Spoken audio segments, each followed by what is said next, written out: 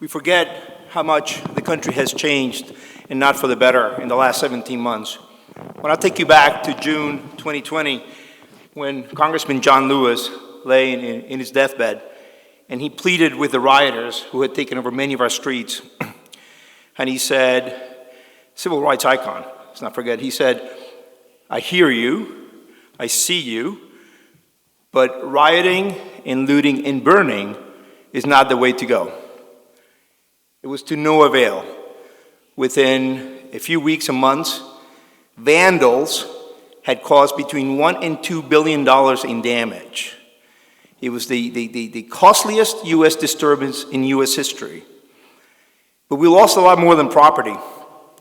We allowed the Black Lives Matter organizations to take over our imagination, a national imagination.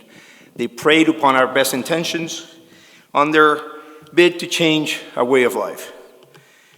They knew that we had justifiable anger that was felt by many after watching that horrible video of the death of George Floyd, and our sense of fairness. Many Americans, people in my family, wanted to express its solidarity then with their black compatriots. You know, I like Black Lives Matter myself. I use that term all the time. I don't have to say, and I don't say all lives matter. All lives do matter, I do know that. All 7 billion of us matter. But I think I go back to what my friend Josh said about collective responsibility. I think blacks have suffered uniquely and exceptionally, so much so that I don't even have to explain it. And it's important to affirm that Black Lives Matter. In fact, when it comes to Black Lives Matter, I break it into its components. There's the concept, which, as I just said, is unimpeachable. And then there's the movement, which I grapple with. I'm a simple guy. I don't know what a movement is. I guess it means the demonstrators, my neighbors who pitch signs on their lawns. And they have a variety of motivations for their behavior. Let's not ignore that. A lot of them are virtue signaling. A lot of the others, though, are having their justifiable anger manipulated. Manipulated by whom? By the other two components, the Black Lives Matter organizations and the leaders and followers. I wrote my book, Black BLM, The Making of a New Marxist Revolution, about the leaders of the organizations and their organizations, and I go across the country talking about this. So why do I do that? Because I am convinced that if I bring this message to enough Americans, if they understand the dangerous reality behind these organizations, what they want to do, they will reconsider their hallmark little signs and maybe even pull them out of their yards. The reason for that is that what I explain is that they have explicitly told us that they seek to destroy the very fabric that makes this country a country of opportunity for all. Let me be clear. They want to end the means by which we, all of us, black, white, purple, green, can improve our lives. They want to end the family, they want to end the free market system, and they want to end the justice system, which protects all of us. And if we do not stop and rethink our embrace of Black Lives Matter, not you in this room, but nationally, our lives will change even more than they already have, and not for the better. Our ability to live freely, to speak openly about the things we care about, and to benefit from our labor will diminish. That's the reason I wrote my book, to shine this spotlight on these matters, which the media has shut off. The media has shut off that spotlight. The media talks to you, to us, to all of us, only about the beautiful concept and about the movement, but they don't really ever delve into the organizations, let alone the leaders and the things the leaders say they want to do. But when you Google Black Lives Matter, that modern-day Library of Alexandria, that digital repository of all human knowledge, does not take you to a beautiful concept. It does not take you to my neighbor's lawn. It takes you to a concrete place, the Black Lives Matter Global Network Foundation. That is an institution. It's an organization. Let me tell you about BLM-GNF. It's the main BLM organization. It is a well-funded institution that is devoted, deeply devoted, to ending the American experiment today, right now. It was founded and co-led by Alicia Garza, who was trained from an early age in the School of Unity and Liberation, Seoul. That's a Marxist preparatory founded by followers of Antonio Gramsci, Antonio Gramsci is the founder of the Italy's Communist Party, but more important than that, Antonio Gramsci is a very important philosopher in the second half of the 20th century and in the first 2 decades of the century. It was at Seoul that Alicia Garza studied how, in her own words, and I will quote her, how social movements all over the world have used Marx and Lenin as a foundation to interrupt these systems that are really negatively impacting the majority of people. Among these systems that she thinks are negatively impacting people is capitalism, which she hates. She says it's racist, and she says furthermore that black lives will never matter as long as we have capitalism.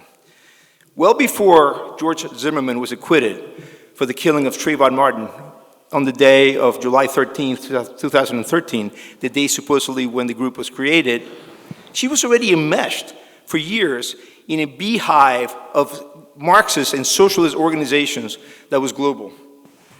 It was the National Domestic Workers Alliance, one of the cogs in this huge network that sent her to Ferguson to organize.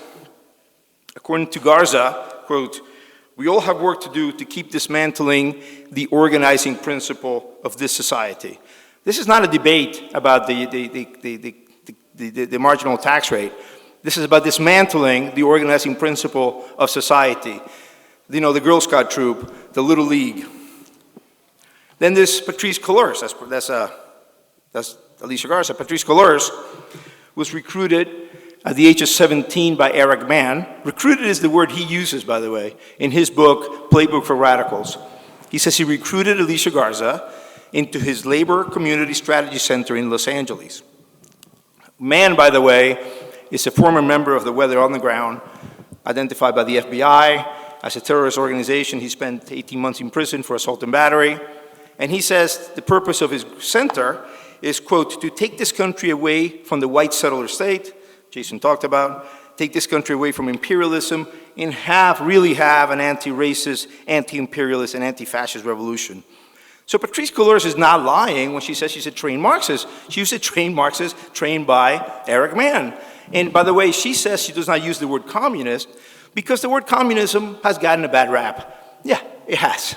when you're at fault for millions of murders and nothing but poverty, I guess you get a bad reputation. Opal Tometi, the third of our trio of founders, she's the most internationalist of the three. Among her pet projects is to go to Venezuela, support Nicolás Maduro. She wrote a manifesto praising his Bolivarian revolution. Not many people praise Venezuela's Bolivarian revolution now. It's kind of passé. But she actually even goes further than that, and she says their participatory democracy is the thing to follow. That's a sham that failed in Bulgaria, the Soviet Union, and it's failing the Venezuelan people today. It was these three who built from scratch, after Zimmerman's acquittal, BLM. Put a hashtag on it, build the social media around it, and then their socialist network promoted it around the world. It was them, it was Alicia Garza especially, that went to Ferguson to bring communist groups from around the country to organize.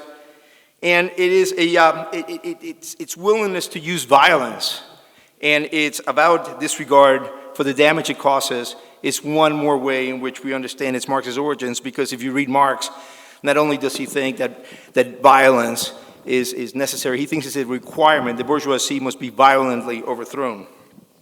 BLM has a lot of money to do this. It's got millions and millions of dollars in the bank. Last year alone, it raised $100 million.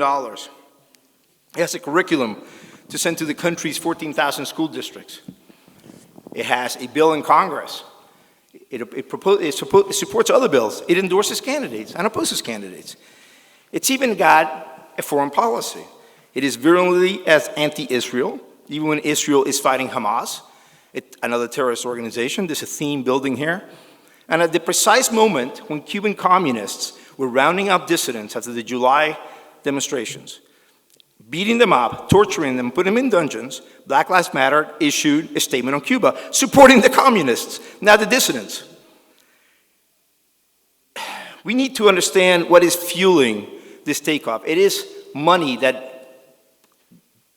Plain old Americans give, but a lot of foundations and corporations give this money. And when you give money to Black Lives Matter, you're not giving it to a beautiful concept, and you're not giving it to help social justice.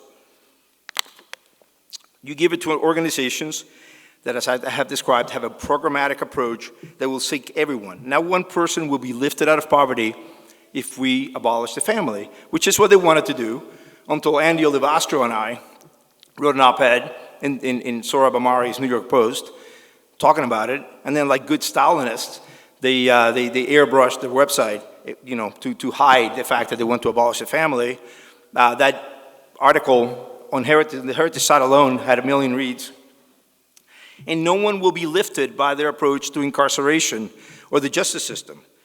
They want to get rid not just of police funding, they want to get rid of the courts and the prison system. No society can survive like this, and they know it. It isn't just a concept, it isn't rainbows and puppies, it is all of this in their agenda. Some say, well, Black Lives Matter did open up an important conversation on the racial disparities. First of all, no. We have been having that conversation for a long time, and we should welcome that conversation.